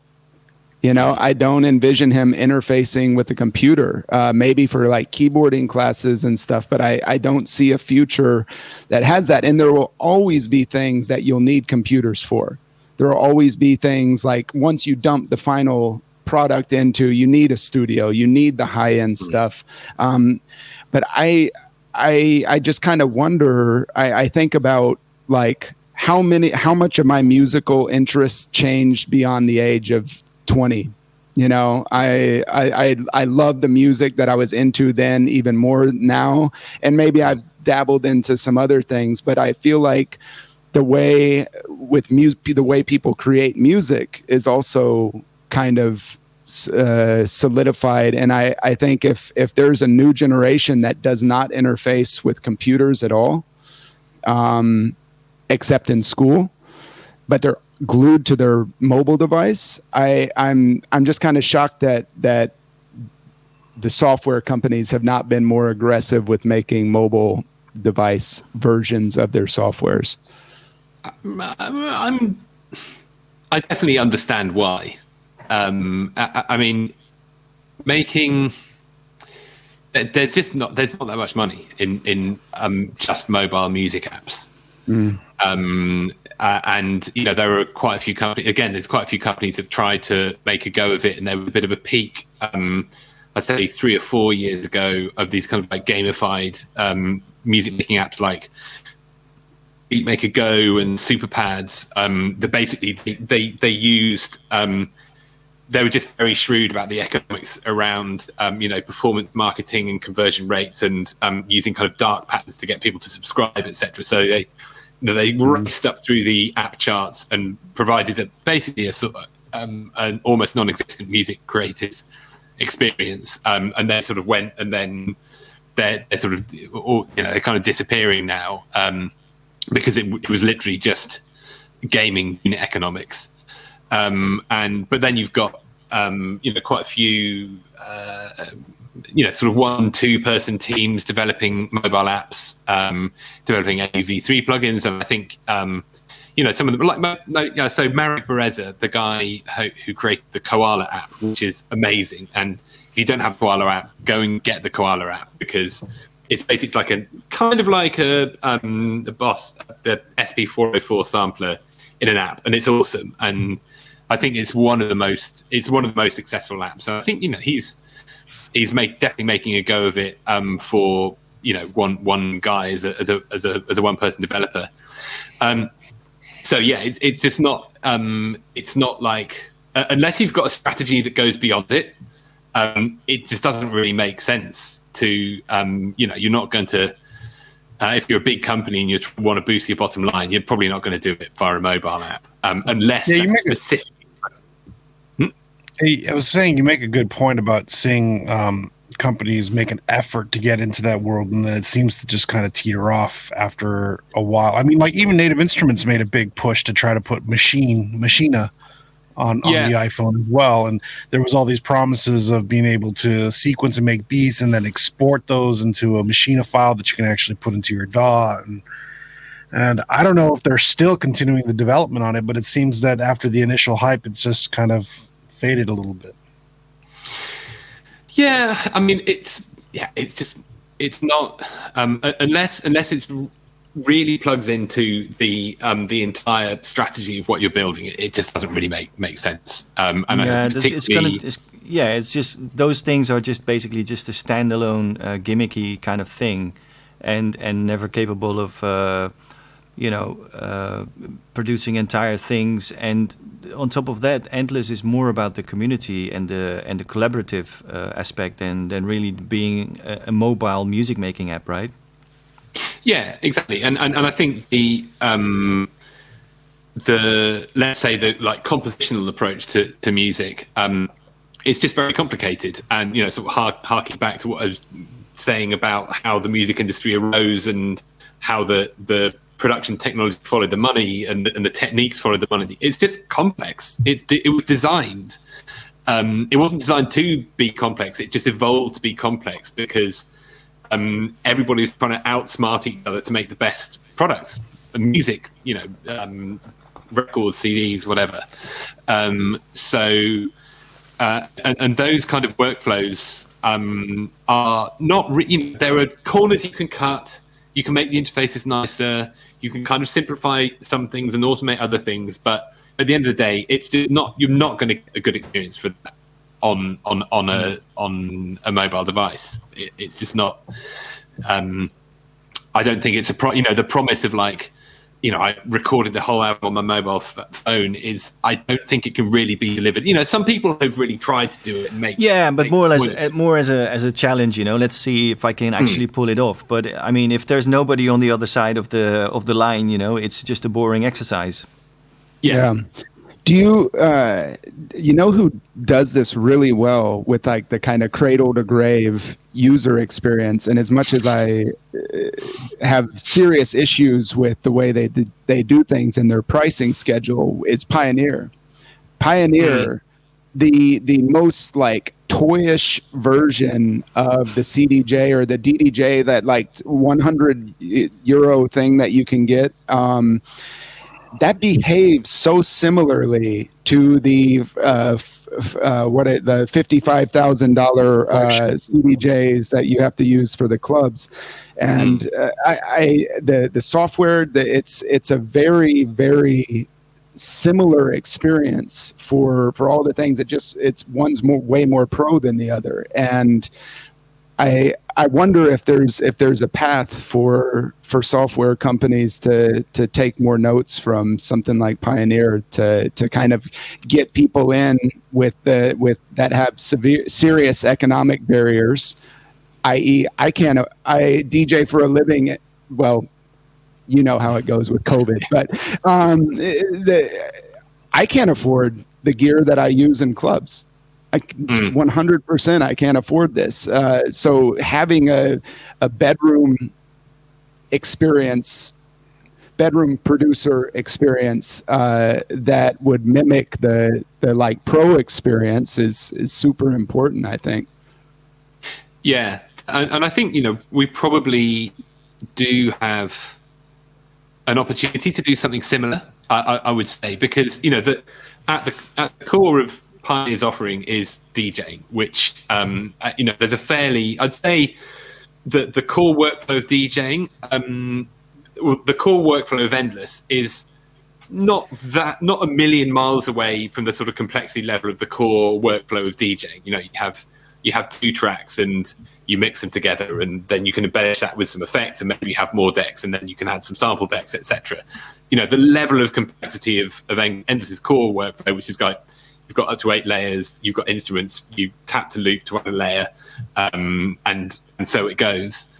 So I think we do have an opportunity to create a cradle to grave experience. I've never heard that. It's great, and which I think, you know, the music production doesn't really have that opportunity, I think. And you know, that again, there've been a lot of companies who've come and gone who've tried to, you know, democratize the creation of music. And again, it's just the basic level of complexity involved in producing a final track. You know, to the extent that you actually have enough autonomy to really feel like you created that track, it's just not. It's not something that you can get into. It's not something you can get into easily, and that's definitely another thing we want to do with Endless, to create a cradle to grave experience. And I probably shouldn't. It's hilarious. It's good. I mean, it kind of nails it. I didn't invent the term. They talk about it with healthcare. Right. I mean, it kind of works with healthcare, but I'm not sure we'd like. It's our tagline. Cradle to rock stardom. We'll make it less dark. Cradle to rock stardom. Cradle to rock stardom. They're going to eventually die a death alone. You know. Yeah. Anyways. I see Kink still here. I'm honoured that Kink. Big ups, Astral. I mean, massive fan. And he's really. Talk about democratizing things. I think, you know, he really democratized live electronic music. I know that, you know, I've spoken with him a couple of times about, you know, he was sort of aware of what I was doing in the early days, but, you know, I was like, I wasn't really thinking about the audience, to be honest. I was just like, look at this cool shit you can do. Let's do it really, really fast. And like, fuck the audience. They don't need to dance. They need to look at me because I'm doing stuff. But, you know, King came along, and massive respect. And you know, he took all these, advanced these techniques, turned them into something that was like deeply relatable and communicable. And was very democratic with, you know, that boiler room set where, you know, he invites people up to kind of play the launch pad and so on. So, you know, I think what Kink has done has really helped the move the needle in terms of understanding what being musical can be about. Very cool. Very cool. Yeah, man. I mean, I can listen to you for hours, man. But we've been talking for over 2 hours. Is there anything I would say, from the Twitch community, that if there's any last question or comment or hello or whatever, this is your time. And usually at the end of the talk, we give everybody a few minutes to promote their stuff, to do some plugs. Maybe we should go into that section now, I guess, maybe. Yeah, so Mo, do you have anything you want to share with the audience? Anything you're working on? Yeah, I mean, still chipping away at music, obviously. Not much to plug other than me and Hiroko and Luis Flores also started doing a Twitch stream that we're doing once a week on Tuesdays, I believe. I don't know, the schedule's kind of moving around, but we called it the Misery Index, which is kind of a funny play on the misery of our comedy. But it's been a fun little chat that we've been doing, and if anyone's interested in joining in, you can always follow us on Twitch and check that show out. But I wanted to add, just before I sign off and let you guys talk, that I think for most of my music production life, and especially with the advancements of the internet, I think I've always daydreamed about the day that I could collaborate with friends and work on music online and do stuff. And I just wanted to say a big thank you to you, Jochen, because you really, this year, you flipped my mind upside down when we collaborated and did the Stoor live jam thing. That was incredible. And then now with Tim coming in and Kyle introducing me to this Endless thing, it's kind of opened up a whole new different perspective and world of looking into writing music and doing things with friends. So the three of you, honestly, big ups, man. Thank you. I really appreciate everything that you guys have contributed to the music making community over this past year. Awesome. Nice words. Thanks, man. Yeah. Thank you. Yeah, thank you. Likewise, to all of you. You've all been here pushing the bar, moving the needle, showing the way. And just massive thanks for doing that and keeping doing that. I think it's more important than people realize. This kind of I think it's cultural leadership. We're moving away from this age of celebrity, I think, but into this world where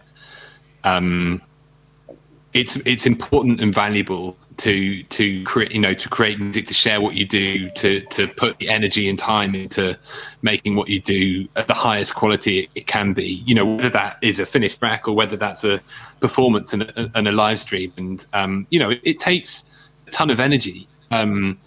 And so, hats off to all of you for paving the way and showing other people how they can pave ways for other people, etc. It all has a big knock-on effect, I think. Well, yeah. I mean, the thing though is that I think it's true for all four of us that we just are people who refuse to grow up and are always playing around, right? I mean, just asking questions for about everything you do, and just keep things. I think we haven't used the word playful tonight, but that's true for, I think, the approaches of your approach, man. It makes the whole process fun, and I think that is something you should always be looking for if you're in in any what's the word, like discipline, but very true for especially for musicians. I guess just have to always keep it interesting and be sort of childish about it. Yeah, I mean? Totally. Yeah.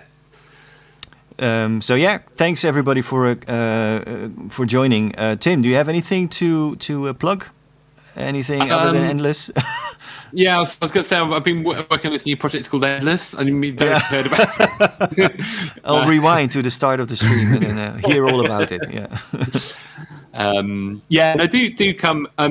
Also, pop by the Discord server, the Endless Discord server, because that's where you get to meet the community, and it's a whole other world. I just joined. I'm gonna have a look around for sure. Yeah. Nice. Cool. Fantastic. Well, thank you so much for having me. Yeah, see you on the jam, man. See you in the jams. Looking forward to this endless jam. Yeah. Yes. Well, let's coordinate. And I think Kyle is gonna stream on his Twitch channel after this, right? Yes. Yeah. What's the plan? I'm gonna pull up Endless, and what I'm Awesome. gonna do is I'm gonna create like 2 or 3 links, and I'm just gonna throw them out into the chat, and I'm gonna bounce back and forth between the jams and just kind of see what people are getting into and jump in that's on. a new discipline, like simultaneous endlessing. Yeah. It's I want to create multiple links so that people can experience it for the first time without getting kind of stepped on by.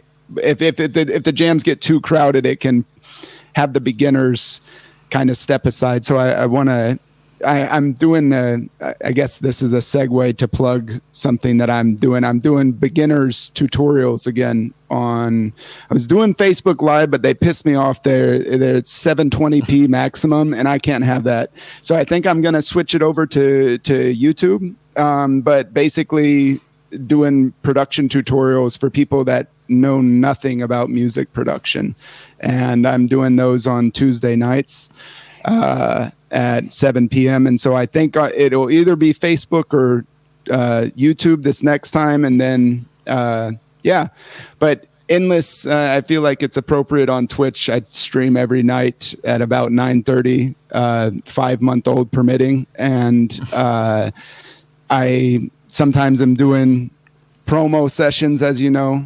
And tonight, though, we'll do some Endless jams. I feel like it's appropriate to do that. So awesome.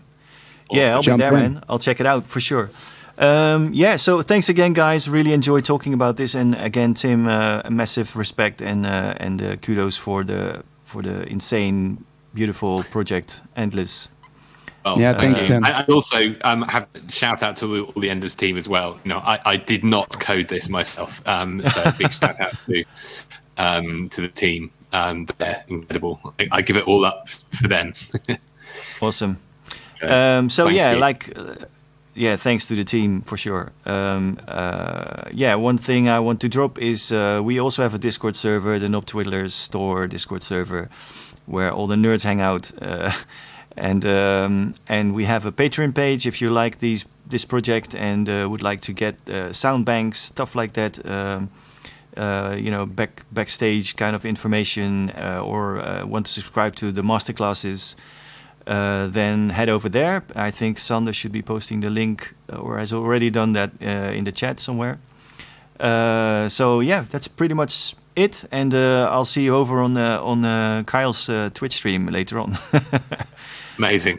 All right, guys. Thanks again. Have a good day. And you. see you later. Ciao, ciao. See you later. Ciao. Ciao, ciao, ciao, ciao, ciao, ciao.